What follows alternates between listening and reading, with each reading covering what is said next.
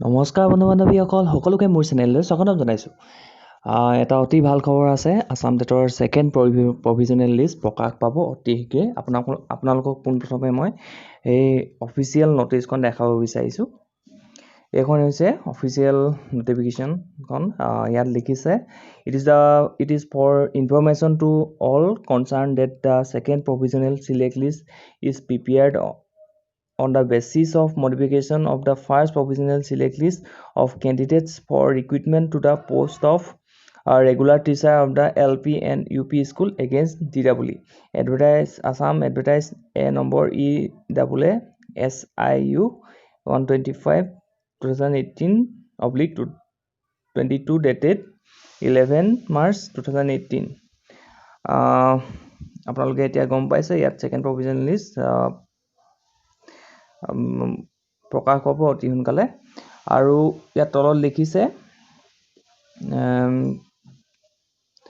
the provisional select list will automatically be cancelled as soon as the publication of the second provisional merit list provisional select list. First provisional list con cancel as soon as the publication of the second merit list প্ৰকাশ পোৱাৰ লগে লগে first merit list con cancel হৈ যাব। ইয়াত লিখিছে the candidates who have applied for the regular vacant post of teacher in the LP and UP schools are requested to go through the website for the second provisional select list. However, the final result of the selection process will be declared after receiving the leave of the Honorable High Court. The final লিষ্টখন যেতিয়া কোৰ্টৰ order হ'ব তেতিয়া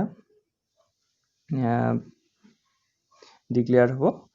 আৰু লিখিছে the candidates cannot claim for the appointment in the post of regular teacher based upon the fact that their names have appeared in the second provisional select list and the second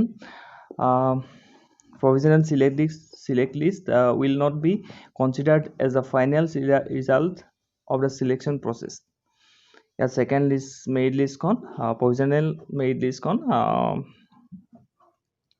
কোনো কেণ্ডিডেটে claim কৰিব নোৱাৰিব যে appointment দিব লিষ্টত আছে বুলি appointment দিবই লাগিব, এনেধৰণৰ ক্লেইম কৰিব নোৱাৰিব।